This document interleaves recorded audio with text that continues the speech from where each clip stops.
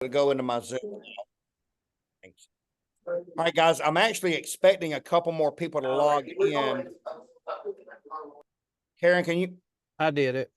All right, thanks. Guys, I'm expecting a couple more people to log in, but we're not going to delay this as it's already 2:49, and you got Pete and Repeat sitting here trying to run this thing, and I gave Gabriel a host over on it and don't know what I'm doing, so I'm just along for the ride. I'm going to mute myself. I did want to ask the ADs for all the ADs that are on this call, and I guess I'll send a text. Nikki, send a text out to the group. I need the ADs to stay on this for just a couple minutes after to talk about a call that I had with DeCharo last week. So once this is over, we'll let everybody leave, and I only need the ADs with me for about 5 minutes, maybe less. Besides that, y'all have seen the numbers. I put it on the agency Zoom today. Gabriel's team there in Jacksonville, Florida. I'll let Gabriel introduce himself and tell a little bit more about himself, but is doing a phenomenal job in decision maker conversions. And, we heard from Bruce 3 weeks ago. We heard from Karen 2 weeks ago. We heard from Hannah last week. And now you're going to get to hear from Gabriel. And here's the thing, guys, like I've been through his PowerPoint slide here. There's a lot of really good information here. You may want to take some screenshots on some stuff. The handouts that Hannah and Karen had, hopefully y'all kept those. You compared notes, because what you'll find is there's a little bit of difference in maybe part of the detail, but the process, guys, I mean, you could compare notes. They're identical from what Bruce talked about to what Karen talked about to what Hannah talked about, and what I have seen in Gabriel's PowerPoint here. There's a couple of different thinking, maybe a verbiage change, but the message remains the same. And I just challenge y'all, guys. We're slowly but surely moving this needle, and everything is geared toward your success. Helping you get in front of more DMs is important, but it's not more important than converting them. To get in front of them and sing Kumbaya doesn't pay you anything.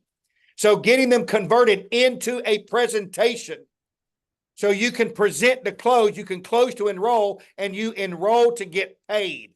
And it's not just getting paid on Friday, it's getting paid forever, because what happens is when you get paid in our business, it pays immediate commission and it pays lifetime residual.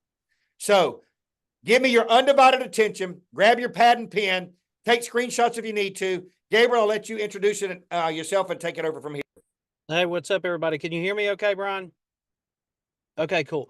So Gabriel Speaks, been with the company. This is my start of my 20th year with Globe Life Liberty National. And over time, I think that the one big takeaway that I've had just is to just try to have fun. Whenever you're out here, it's funny. I was at a business this morning, and you can see my Tennessee cup. It was sitting in there, and a guy took a little piece of tape and put it over. It says "Go Gators" instead over the Tennessee logo, and it just kind of it's part of the like relationship building process. And some of us are like, super like stoic when we go in. We're a little bit afraid, and you got to learn to loosen up a little bit and really have fun with this.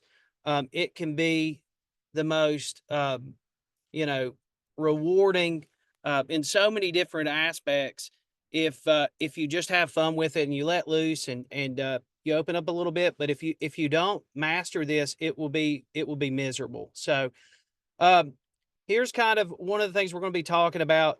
I'm just going to kind of put this stuff out here is you really want to be prepared. I think that a lot of times you can't treat this like just a regular job. You've got to put more effort into this, which will allot a much greater return. And so, sometimes you go in, it starts in the pack call area. You can't, the preparation's not just, hey, let's do the quickest, internet verified, half hind-ended pack call. You've got to do good quality pack calls. And not only that, you've got to do the research on the pack call instead of being so focused about how can I do as little as possible, do as little packs or as little effort as possible, when I'm in office and get out of here. The focus needs to be, how can I be as efficient as possible with my time and do as many pack calls as I can in the time frames that are allotted to where I can get my 50, and then I can go back and do some research on that. So that each pack call will turn into a worksite visit that's much more effective than ending up at a place that's you don't have the right address, or the person that you're looking for has passed away. Those are things that will 100% kill your walk-in, kill your credibility. And that's not going to be a help in trying to convert decision makers. So you got to make sure that you're building rapport. We're going to talk a little bit about that in a moment. You need to be making sure that you're using the script, the DM script, the tie downs. I've got ABC on there just as a side note. You really need to be in your pack calls, in your follow-ups, in everything you're doing. You need to be doing the ABC method, which just means always be closing. We're going to talk a little bit more about that. Handling objections per script, and then tie down between objections. And so you need to make sure that you've already got your dates and your times ready whenever you are when you're doing your walk-ins. What do I mean by that? Well, you need to be preparing each day mentally. If I'm doing walk-ins on a Monday, I need to know what dates and times I have ready for appointments or follow-ups, because of the fact that you need to know what your schedule looks like for the week. You need to know when your enrollments are.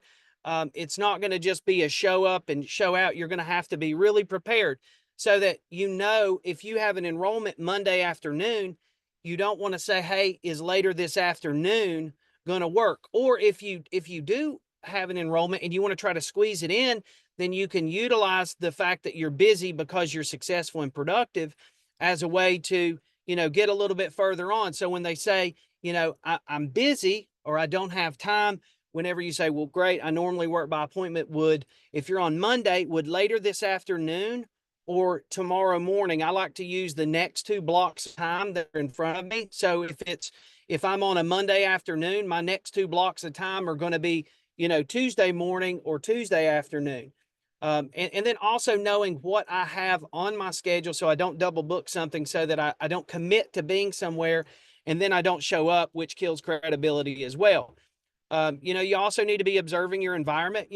When you're pulling up at the business, in your mind, you're thinking, okay, I'm going to ABC Plumbing. You need to look, when you're pulling in the parking lot, looking for the logo. You're also looking for the logo on trucks, so that you can determine, how credible is this business, looking for the same logo on shirts. That way you can do a little trick that I call parking lot practicing. We'll probably have a moment to talk about that in just a second. But you need to be observant, not just running in. A lot of times if you pull up, you can tell, if there's certain parking spaces that are look like they're in someone's spot. You don't want to pull in a decision maker's spot. If you've got repeat visits to that business and you pull up and that the decision maker normally parks there and then he's not there, and then you pull up in he or she's spot, you could, offend them if they're at lunch or they pull up and they're like, who's in my spot? You don't want to be the sales guy that's parked in someone else's spot and causing them to walk or be inconvenienced. Just being observant of if somebody's walking out of the business, you may walk right past a decision maker and not even know you've walked past a decision maker, because of the fact that you're just not paying attention, and you're so focused on, okay, what do I say if they say I'm not interested? If you know the material and the objections and what you're going to say, you can focus on your surroundings and you can be more present whenever you're walking in these businesses. Just an example, I was with an agent here a while back, and we noticed that there was a Jeep parked almost blocking the front door of the business. And whenever we were getting out of the car and walking in, we had been role playing on the way. We were talking about who the gatekeeper was, who the decision maker was. And whenever I saw this guy come out of the front door, like right in front of us, basically about to hold the door for us, and he starts to open that Jeep, which is parked almost blocking the door. That's the way an owner of a business would operate. And I said, you wouldn't happen to be Randy or whatever his name is? And he said, I actually am. And it allowed me an opportunity to go into a 30-second commercial and handle some, I'm not, I'm busy. I normally work by appointment, and just create a little bit of, credibility, and just being observant with the fact that I noticed and picked up with what we were looking at, that was the decision maker. You've got to read the decision maker's body language. I'm constantly trying to figure out and feel out, how is the DM receiving what I'm saying? What does the DM think about me? A lot of times you say, well, I don't really care what people think. Well, this is the one instance where you really need to care about what someone thinks about you, because that's going to be probably the make or break on whether or not they're going to do business with you. And then also mirroring the DM, if they are, a little bit, if they're really energetic, then you want to try to match their energy. If they're a little less energetic, you can still use enthusiasm, but you may want to articulate your words a little bit more. Or if they're a little bit older, you want to keep in mind, if they're wearing glasses, they may not be able to see your screen as much when you get to the point of doing a presentation. If they're a little bit older and you notice that they have hearing aids, you may need to speak up a little bit so that they understand, because a lot of times people will just nod to be nice, and they're not understanding what you're saying, and you're not going to get anywhere if you do not, if they're not understanding what you're saying. Ask open-ended questions is another thing we're going to cover in a minute. So basically, one of the things, whenever you're using the research, you can use your research in the intro when you're meeting them. I did some research and I found that, you guys have been in business for, 35 years, or, those things, if you know a little bit more than like, hey, how's the weather? Hey, I like the color of your walls. If you've done a little bit of work without them even saying it, they're going to be more impressed. But the research that you do is going to help you build credibility with the decision maker, and kind of create a thing where they'll like you a little bit more. My name's Gabriel. I did some research prior to coming in. I found that you have been in business for 35 years. What do you think? What do you think? What do you think about how you do business that's attributed to that? So, it's just kind of like you're giving them something where they're not going to answer you yes or no. You want to try to make it to where they engage. The average business doesn't survive more than 5 years. So if you can show that, a lot of people that have been in business a long time, they're proud of the fact that they've been in business, and it's respectable that they've made it so long. And you can comment on how nice their trucks are, on the paint jobs on their stuff, the wraps on their cars, the quality of their building. These things are going to, asking them, what's really contributed to you being being able to be in business this long and be as successful as you were. And it'll open up a door for them to talk about themselves, create a conversation. It's going to make you more likable. It's going to make you more trustworthy. Just showing that you did a little bit more due diligence. And these are some of the things that Bruce had mentioned. Open-ended questions, what we just mentioned. We're trying to get them to talk and not just answer yes or no. Open-ended questions start with who, what, why, where, or how, just to help create a conversation, so that you can build more rapport with the person. On your intro, I like the little close tag on this one, where it says, I realize that you may be busy. Is now a good time? Just if you see them in their swamp, they're coming in the back and things are going on, just being able to recognize the fact that they are busy and respect the fact that they're busy, and point that out. It may give you an opportunity to get a little bit further along. To always be closing. Okay. So you want to try to progress forward, in this process. So whenever you get an objection that, and you have to answer it, you want to always go back to, the tie down and moving forward. If, let's say, they give you an objection, I'm not interested. And you're like, well, I can understand you saying that, having just met me. I'm sure if you took the time to see how I've been able to help other employers at no cost to them, you'd see the benefit. It just takes a few minutes to explain. I realize that you could be you're busy. Is now a good time. Just making sure that whenever you answer the response, that you lead up with the always be closing, like the is now a good time. So if you handle any type of objection and they're like, well, is this like Aflac? No, we're a lot different. What we're doing is we're looking to enhance what you have, but not take the place, of what you have. It just takes a few minutes to explain is now a good time. Remember to always be going back to just answering the questions. You can use this also in your pack calls. If they ask you why you're calling, answer the question, but then lead back into the last question that you had asked. The other thing is at the bottom. Just start the benefits fact sheet. Okay. Sometimes you can be in the middle of one objection that can lead to another objection that can lead to another objection. And if you'll just jump in there, there have been so many times that I've got an employer, is this like Aflac?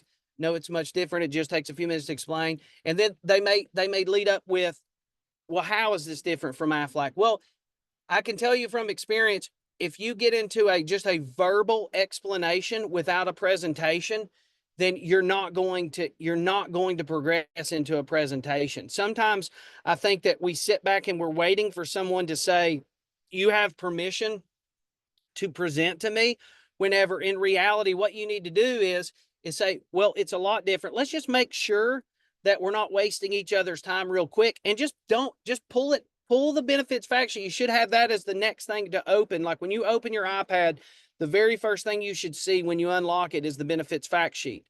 And just start asking the questions. Instead, if they have said, we've already got insurance, and you handle that objection, and then they're like, well, how are you different than what we've already got? And you start to do a verbal interaction, you're going to get stumped there instead of just jumping into the benefits fact sheet. There's been so many times where we might be stuck on, I don't have time, or we might be stuck on something, and I'll just jump right into a benefits fact sheet, and it'll just help you progress into getting an appointment or a presentation. Whenever someone's giving you an objection, you've got to remember that they don't understand what your intentions are. Okay. They have a preconceived notion based on the way that other salespeople have treated them when they've approached them, or based on another experience with another insurance company. But they think they understand, but the reason why they're giving you an objection is because they don't understand what our actual full intention is. And that's why you've got to use the objections in order to get to the point to where that you have the ability to show them what our full intention is. Because they're once they know, if they know, there's no cost, there's tax savings, we're not going to pressure their employees, it's going to be a super smooth process, they're going to be more likely, to do business with us. If every business owner in the city really knew what our intentions were, that it would be a lot easier to get them over the hump to doing business with us. And so, just our regular, objections, what we hear most of the time: I'm not interested. Is this what, like XYZ company? I don't have time. Send me an email. My employees wouldn't be interested. We've tried this before. We already have benefits. My employees can't afford it. We're currently laying off employees. These are things that you are hearing all the time. Now, you've got to make sure that you number one, you master the scripts. Okay. And that starts with memorization of what the actual words in the script are. Okay. And I've heard so many new people in the beginning stages say, well, we know this is not the way that we would say it. Okay. And we don't want you to say it the way that you would say it. Okay. I don't want you to say, I don't care how you would say it. I want you to say it how I would say it, because how I would say it, how Brian would say it, how Bruce would say it, how the ADs would say it, how the scripts would say it, it works. Okay. How you would say it at this point in time does not work. All right. So you've got to understand that whenever the scripts don't sound fluid when they come out of your mouth, because of the fact that you don't have it memorized. And then the second fact is you don't know what the actual meaning behind the script is. Okay. So you have to understand, number one, you've got to know all the words. The reason why Brian is is a stickler on, you've got to memorize it word for word. Some of y'all are walking around offended, like, well, why does it have to be word for word? Why does it, because it's something that's duplicatable. It's something that could be trained. It's something that I can measure if someone's doing what the other person is doing, but I can't measure if you're doing your own thing. Okay. And so the first part is you have to memorize it. The second part is you have to understand what it's actually saying. See, the objection, what it communicates to the decision maker is, I'm listening. I heard what you said. Okay. What you said is important. It's credible. I'm not dismissing it, but there's a possibility that there's another perspective that we could take a look at, maybe a different way of looking at this. Okay. So it's showing them respect because it's saying, I heard exactly what you said. Sometimes your all's objections, you've got to make sure that you are, when you're handling it, the reason why they're designed the way they're designed is so that you can communicate. I hear what you're saying. I understand what you're saying. I respect that. But this is not my first rodeo. And sometimes you can't say it. You can't say it like that. And so the script is designed to give them respect, show them that we're listening, but then create maybe an opportunity for you to show them a different perspective. Number 3 is going to be use some pause and poise. And so poise just means balance. Okay. And sometimes whenever you stop, there will be times where I'm presenting, and if I or I'm engaging with a decision maker and I feel like I'm losing their attention, then sometimes I will pause and just stop what I'm doing. And what happens is silence. Some people hear you the most whenever they don't hear you at all. And so if instead of just being a machine gun, just repeating the rebuttals and not even paying attention to whether or not your shots that you fired are landing, it's not going to get you anywhere. You've got to not be, sometimes you don't realize it, but the reason why you just blurt out the whole entire objection as fast as possible is because you're so afraid of someone combating your objection or someone telling you no, that you feel like if you can get just to the very end of everything and they hear the whole story, that they'll tell you yes. Whenever in actuality, it's okay for this to be kind of a ballet of interaction, but back and forth, a conversation where they may have good points that you can respect and see that where they're coming from. And then you also want to create, valid points that show, hey, I understand what you're saying, but like still yet, I believe strongly like this. And this is the reason why. So, memorize the words, make sure that you understand what you're actually saying, because after you've done this for a very long time, when you use the scripts, when you use it word for word, it actually does make sense, and it works. Okay. And you can only get better by doing this over and over. So how do you maintain, because you're not getting the same scripts every day? Number one is you got to keep your hind end working. Like you have got to stay active as much as possible. The more reps you get, the better that you're going to get. Okay. You need to have your scripts and stuff in the car so that you're able to, review this. Supervising agents, you need to be role playing between different walk-ins. Every single one, when you get back out to the car, you need to be saying, hey, how was that? What do you think you did good? What could we do different? And having a conversation. I don't care if you did everything, you close the account. There is some area where you can observe and say, oh man, did you remember when this happened? God, we about went off the tracks right there. And you notice how we reeled it back in right here. We still progressed, but there, in every presentation, there's probably never going to be a completely perfect from beginning to end, from initial gatekeeper interaction, DM, objections, full presentation, and close. There's always something to talk about, and there's always something to improve on, so that you've got that in your arsenal for the next time that you come up against it. And then at minimum, I think Bruce said spend 30 minutes a day going through everything every single day. Nothing wrong with that. He also said, record yourself and then play it back in the car. And if you're riding solo, 100% fine. Those things are going to work.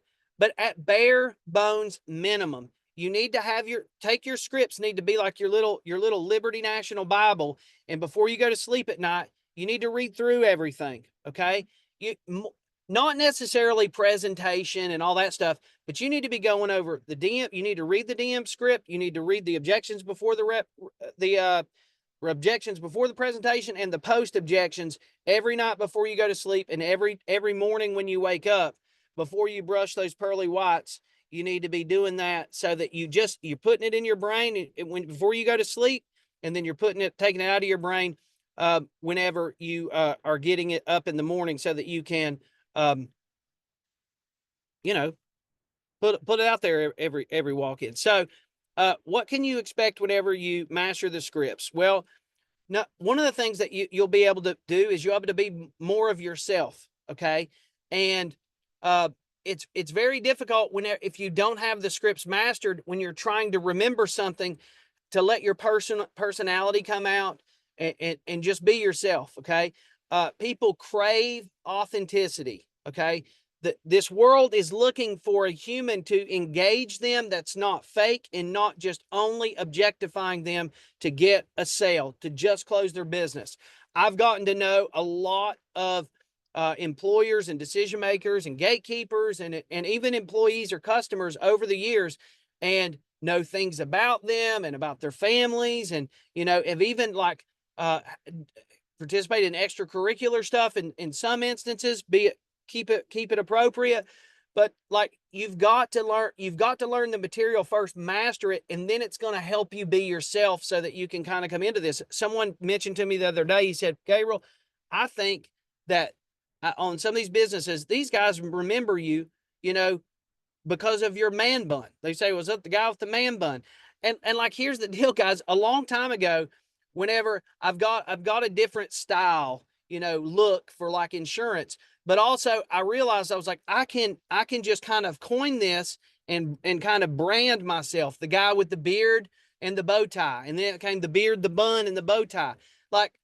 I stopped wearing regular bow ties because I wanted to stand out. I wanted something to happen with that interaction so that people would remember me, and my accent. Some people are like, good Lord, I've got this accent. Well, my country accent is it's hard to forget. I sound illiterate most of the time with some of the podunk things that I say. And so, but it's me. And I'm fully myself. I don't change, for other people. And you've got to master the material so that you can unapologetically be yourself. And over time, you just want to figure out ways that you can stand out from everyone else, so that they will remember you and not forget you.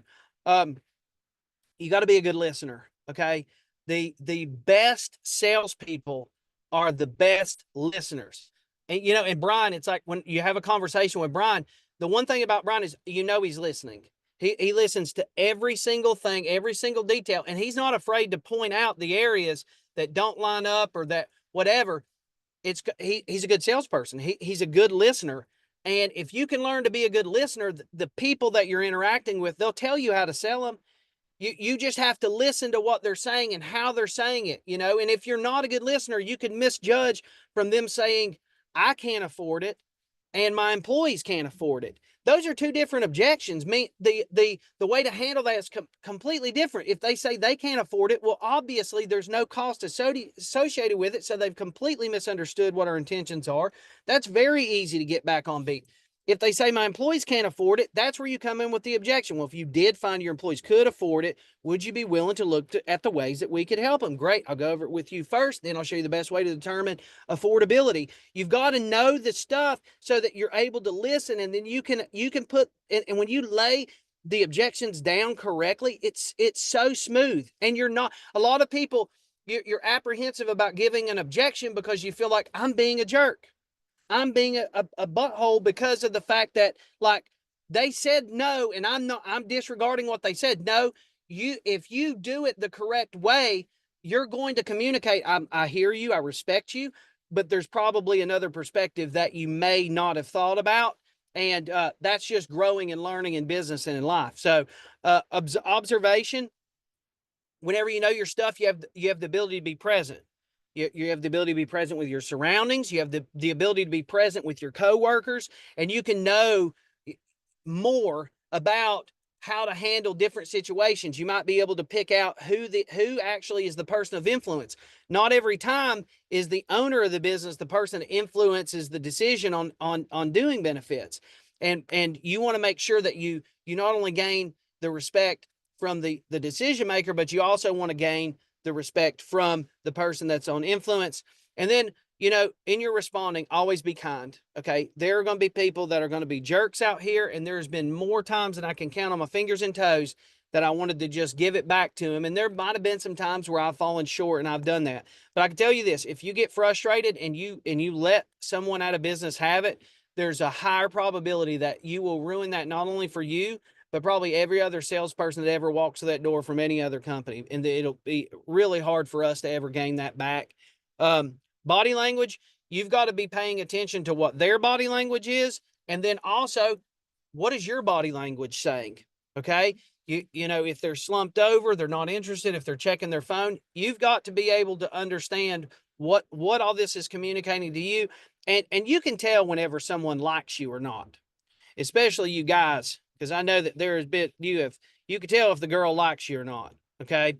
And so, if you get all this stuff mastered, then your results will definitely show it. So basically, just to recap, all the stuff that we've covered, Brian, I don't, that's pretty much it. I mean, I don't No, know. man, that was powerful and right on the 30-minute mark, guys. I know we started a couple of minutes late. And so we're at 3:21 right now. I know y'all are trying to finish up your Friday. A lot of people out in the field. Hopefully you took good notes. This was recorded. It's going to be put on our YouTube page for you to be able to access later. If you're not in our YouTube page, you need to make sure that you're getting in there. There's different training videos.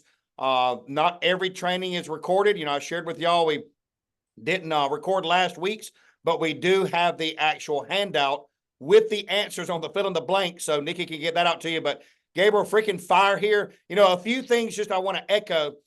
When he recited my employees can't afford it. If you know your script, he was on point.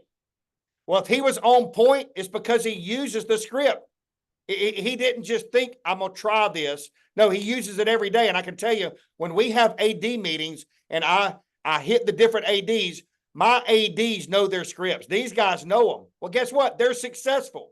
So if they're using them, why wouldn't you? So please take the advice that's been given you these last 4 weeks. I know, Bruce, you hopped on here, man. Thank you for everything. Karen, I saw you on here. Thank you for your help. Gabriel, thank you for today. Hey, a couple of side notes on Gabriel. He told you about his 20 years with the company, and he was talking about building a relationship with these business. Well, if you look at the leaderboards, Gabriel's on the leaderboard, one of the top. But I want to let y'all know he actually makes less money than anybody, bottom line, because he has the biggest family. You can call this guy Tom Brady, not Tom Brady, the football player, but Tom Brady from the Brady Bunch, because they got about 6 or 8 kids. And here's what relationships do.